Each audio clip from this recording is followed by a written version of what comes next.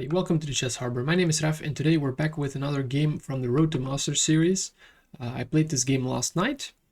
I started with the move d4, which is nowadays the main move that I'm going for. But my opponent responded with the move g6, which is a very flexible approach. The modern, it can very easily transpose to Indian type structures with the move knight f6, but it also can transpose to the Pirc with moves like d6 or even like Benoni or something with the move c5. There's a lot of transpositions here. I decided to play the most principled move, which is e4, grabbing the entire center, and my opponent played the move d6. So we're in a Pirc modern type territory, and I played the move knight to c3, knight to f6, and now f4, which is the Austrian attack. We're grabbing as much space in the center as possible. We have this very strong center and a very strong threat of the move e5 at some point, forming a kind of pawn phalanx that's going to grab a lot of space, try to restrict this bishop, or launch very strong attacking setups. So my opponent responded with the move c6 here, which is a rather timid move. A more standard move would be bishop to g7 and after knight to f3. Black has two theoretical moves, which is either castles or c5, both of which are quite okay for black. They lead to very sharp, very theoretical positions where objectively white should be better, but in my experience the better player, the most experienced player, is usually going to win those positions if you have good preparation. But my opponent played the move c6. There was no reason for me to deviate from the plan, so I went with knight f3, now bishop to g7, and here the move e5 is already quite possible, and it might very well transpose to the positions that we see in the game. But I decided that if my opponent were to trade here, the trade of queens is actually quite okay for white in this position, because the knight has no good spot and we're dominating the bishop already. But I decided that it would be better for me to be able to take back with a rook. So in this position, I first played bishop to e3, just setting up rook takes d1 in case of a queen trade. It's a little bit more principled. There's no need for me to rush with anything. Might even play bishop e2, bishop c4, queen d2, something like that. There is no real immediate pressure here. But here, my opponent played b5, which I have to say was a bit of a surprise. I didn't see this move coming, but it's not a good move. It's not a bad move either.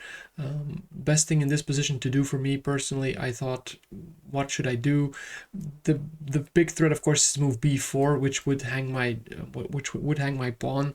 There's two approaches that I can take, either bishop to d3 or the immediate e5. And as principles in chess goes, me to flank attack with the center attack, I started with the move e5. This looked like the best approach. It's very forcing, and my opponent decided that here he would trade the pawns and trade the queens, which does ease some pressure of the position, but it doesn't help him in the long term either, because my rook is very well placed on the d file, and because of this trade of pawns, the central tension is gone, and the move c5 becomes even harder to play, because yeah, it's literally impossible to play at this point. And this bishop is already staring at a very strong wall. My opponent played knight to g4, which is standard approach. My bishop drops back to g1. That's also a normal post for my bishop here. That's why it's important to play knight f3 before ever putting your bishop on e3, so you can tuck it back on g1.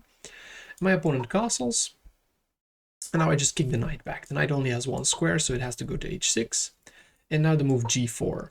And this is kind of the main idea in these sort of variations, where the pawn phalanx advances to e5 and black decides to trade on the d file, is that you have a very strong wall of pawns which restricts two of black's minor pieces. We're taking away the f5 square from both the bishop and the knight, and the bishop on g7 is blocked in by the pawn on e5.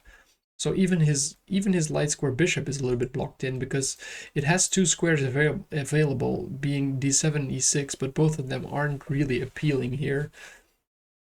Here my opponent already makes a big mistake. I think with the move g4 he thought f5 would be one of my main ideas, looking to just try and crush him on the king side here. But the pawn on g4 and f4 are actually not meant for an attack here. They're meant to just block in his king side.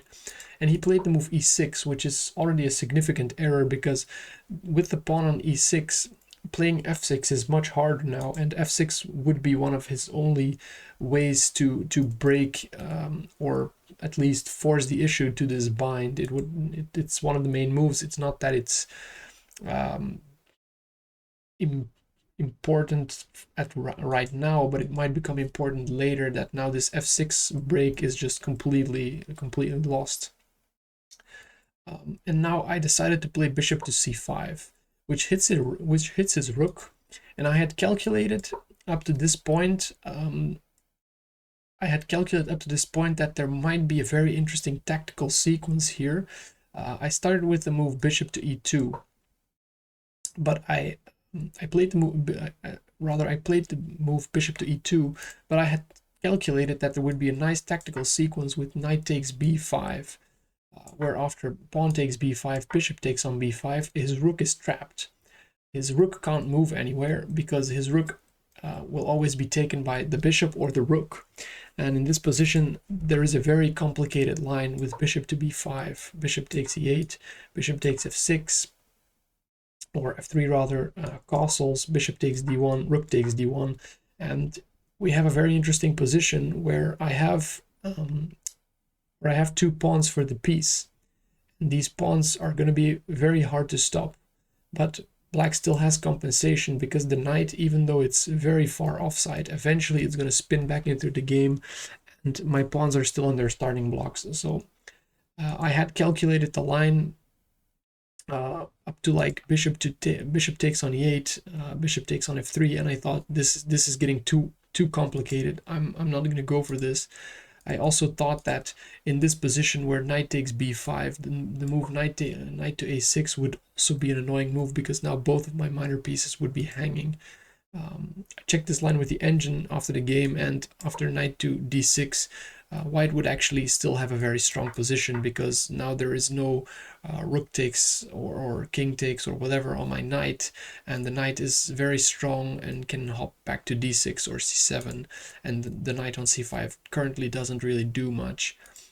So I thought that line would also be good for black, but it turns out that the only forcing line that black had was the one with bishop to b7. But I'm glad I didn't go for this, as it is just way too complex. So after bishop to c5, rook to e8, I went bishop to e2, and my position is still very strong, of course. I have a very strong grip over the dark squares over here. His bishop and his knight are pretty much out of the game, and his rook is also kind of passive. And let alone his minor pieces on the queen side haven't even moved yet. So the position is very strong for me currently. Already a significant advantage for white. So my opponent here, he went knight to a6, which what I expected, but I put my bishop on d6, bishop to b7. He's trying to set up some kind of tactical shots with c5 here, but I can just castle now, and my knight is protected. I can put the king on either g3, on f2 or g2 later, and improve with king to g3, even if it has to be done, which would be very safe behind these pawns. Now, he played bishop to f8, which is logical. The bishop is really just dead on g7, so trading it off with bishop to f8 is actually a logical move. But I can replace it with my knight, so I played knight to e4. Now he played king to g7, which of course I was also threatening this fork now.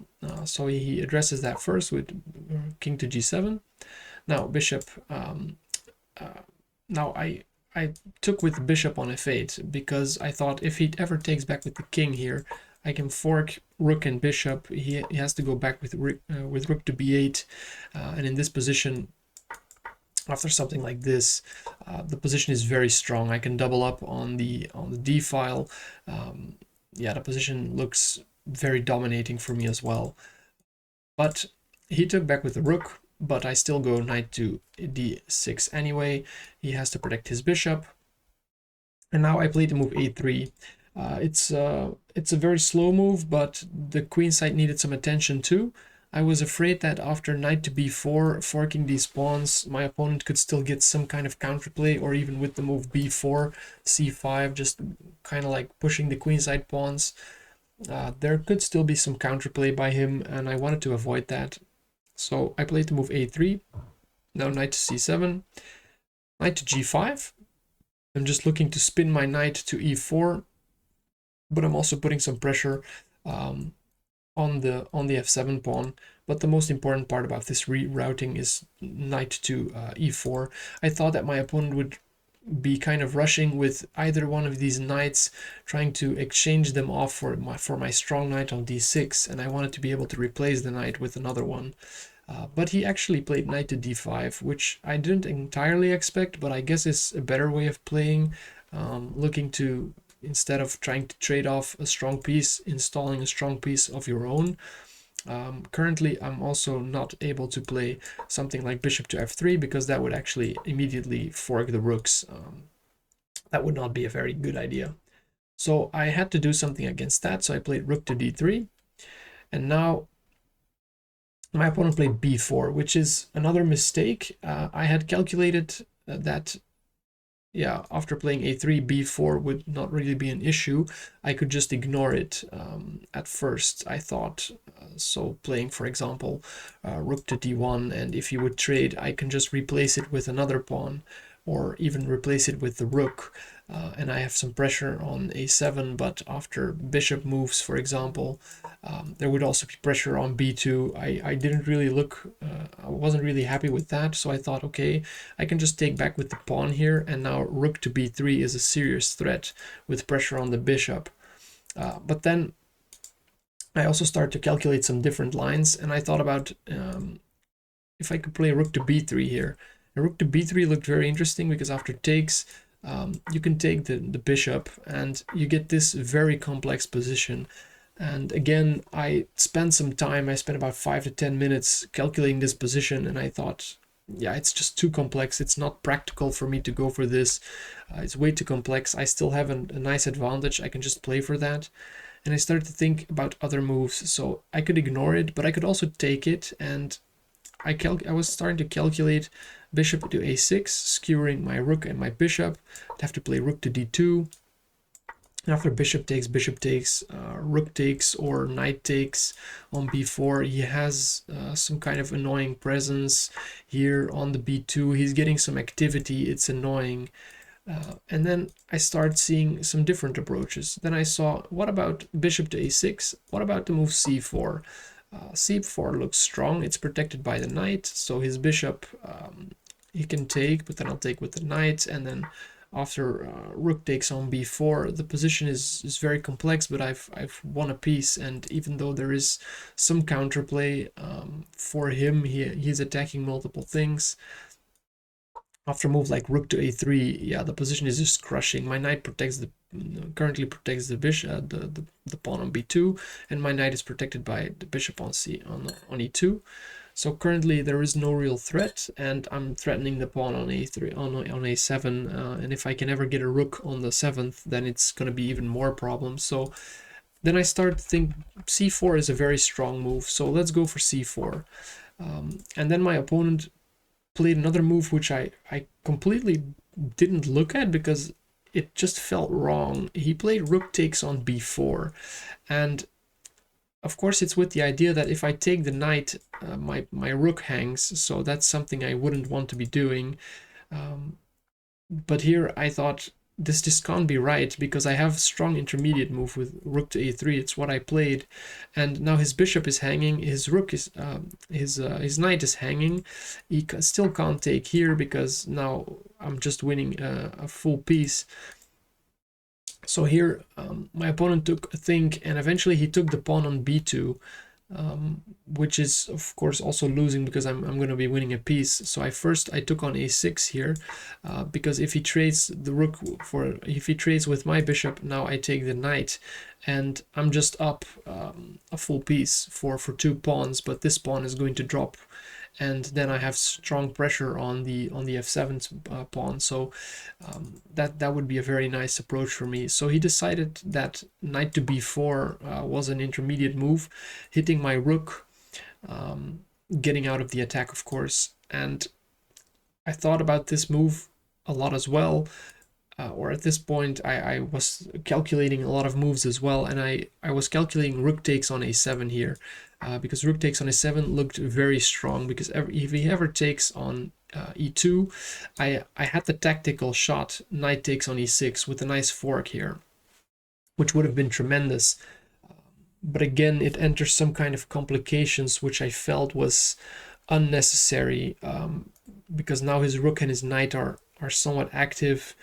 And maybe at some point he could start pressurizing my king side, because my king is far away from the pawns. I can't really protect it that easily. I felt like it was again some unnecessary complications. So after the move knight to b4, I played rook a4 with the simple idea that if we were to trade some pieces, I'm still just up a piece for us, for a pawn. This pawn on a7 is not going anywhere. I have a very strong knight, and this rook and knight are still completely out of the game because of the pressure on f7 here. So I played rook to a4, and my opponent played c5 now, just anchoring in his knight. And now I can save the bishop with bishop to f3. Knight to c2, bishop for rook takes on a7. I finally get what I want, and now the pressure here is tremendous. I have the attack on e6 again with the pin on the king, so that's a very strong threat. My opponent parries it with knight to d4. Now rook to f2. I just want to trade off the pieces. Rook to b3, he declines that. Bishop, king to g2. Just want to improve the pieces now, so the king can step up, protect my pawns. I have all the time in the world. Notice that here my strangle on the position is so great, especially with these with the rook now on the 7th. His king can't really move. It can shuffle back and forth to the g8 square, but that's not really any good. His knight is locked down on the f7 square, and his rook is also locked down on the f7 square. So there is no real pieces that can move at this point. If ever he trades knight for my bishop after some kind of trades here, again this threat of knight takes on e6 is a very strong threat. Here he plays rook to c3, and I was thinking, how can I improve the position? He obviously doesn't want to trade any more pieces, but I do. I can play, for example, rook to a8, and he's kind of forced to trade the rooks for my bishop, but it's quite slow. And after rook to c3, I thought, hey, let's just use the fact that he has just given me a fork on his pawn and rook, and I can just start picking up the pawn. Rook to c1, knight takes on c5, so now I'm up a pawn and a piece. Rook to b8, and here a very simple way to trade down some pieces with rook to b7. And my opponent kind of fell for the tactic that I was setting up. He played rook to a8. He kind of wants to get through to the 8th rank, maybe try to give some repetition on the back row, but that currently just doesn't work because I have a very nice tactic. I'll pause the video for just I'll give you 5 seconds to pause the video to find the tactical shot here. Took a long while, especially in a sharp opening like this, but I still sacrificed something on f7. So rook takes on a7 with check, knight takes on f7, and now I have bishop takes on a8, picking up the rook, and I won another pawn in the process of that. But most importantly, I managed to trade down a pair of rooks, which is for me important at this point in the game. Now knight takes on d6, e takes on d6, king to f7, knight to d3, and I'm saying, hey, take my pawn. If he takes the pawn, I have a nice fork of king and rook. So that was a nice little tactic I was setting up as well. So my opponent felt that it was best for him to trade down with rook to c2, but that is of course not a good idea, because the position is very easy for me to win now. Knight takes on c2, knight to e5 check, king f6, and I just start pushing my pawn up the board, and with these two connected passers the game is over. My opponent played a couple of more moves. He played h6, pawn to c6, pawn to e3, knight to e3 check, king to f3, knight d5, c7, knight b6, and after playing knight b6, I just picked up my bishop. I wanted to play bishop to b7 to force through a new queen, but in this position even the immediate d7 is strong because now I'm threatening both of the queens. Would have been even better, but he didn't give me the time to play it. He resigned at this position. So a very nice showing of the Austrian attack. I really liked playing this game. I think it was very interesting from the start. So after b5, the move e5 was just extremely strong move, forcing his knight back. In this case, he went to g4 and then later to f6, to h6. And this pawn chain with e5 and f4 is just very strong to restrict these kind of pawns. And the most important part of the game was, of course, this maneuver with bishop to g1, followed by h3 and g4, creating this very strong setup, which just keeps his minor pieces completely out of the game. It was a very nice way to play the game, and then I could just improve on the queen side. And with squares like e4 and d6 becoming weak, and the c5 square becoming weak, yeah, that was a very nice game to play. Definitely one of my best games I've ever played. One I'm going to keep in mind if I ever have to play the Austrian attack again. I'm looking forward to the next game. Thanks for watching, and I'll see you guys in the next Road to Masters video.